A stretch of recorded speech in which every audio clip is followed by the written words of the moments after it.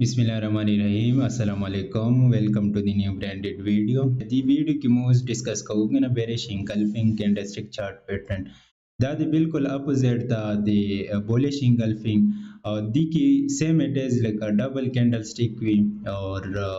दी सरासर दी चुकुम कैरेक्टरिस्टिक दी ना दा पहला चुकुम कैंडल दागा ना दा बुलिश वी और द बुलिश कैंडल बिल्कुल डोमिनेट करेगी यानी कवर अप करेगी द सेकंड कैंडल और द मूव फाइंड को अप ट्रेंड मार्केट के देखा से बेरिश दी नेम ना पता लगी बेरिश इंगल्फिंग यानी मार्केट पागल ना बेरिश की नो द मूव फाइंड को अप ट्रेंड की और दिलो ना मुसरा दी मार्केट बेरिश रिवर्सल की ना बेरिश रिवर्सल ट्रेंड भी No, the same it is like adana mata perform kigi chara the first candle जो कुम दागा ना बिल्कुल दी कवर करेगी निकदी वो करेगी ना बॉडी कवर मतलब मदीले दादा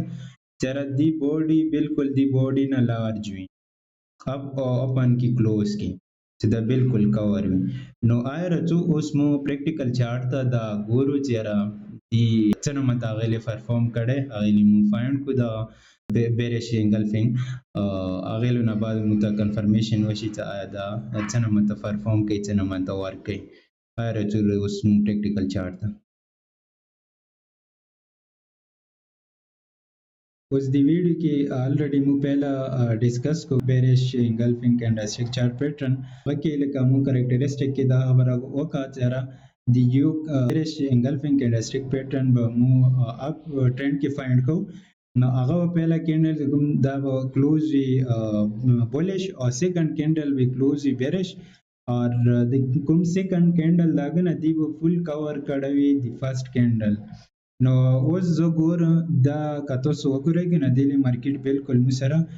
یعنی اپ ټرند دا مارکیټ دا مسره بالکل اپ ټرند دا نو اوس دله کې زه کته سو دا کینډل وخینګ نه دا فرست کینډل کوم دا مسره bullish close دا اور سره دی سیکنډ کینډل کور هم کړي او دا bearish هم close دا نو دی سره تاسو وګورئ مارکیټ بالکل ډاون ټرند ته لوړ دا نو دا نه منته دا ځکه هم ته فایند کوی شي اور یو خیر دی لکه هونه ده او یو دی لکه هم ته فایند کوی شي دا کینډل bullish close دا اور سره دا bearish close دا اور اپ ټرند کې دا الریډي مارکیټ یعنی اپ ټرند کې دا دا نو دلو نه بیا مارکیټ بالکل ډاون سایډ ته لاړ نو دا سمپل یعنی ویډیو په بل bearish engulfing candlestick chart pattern باندې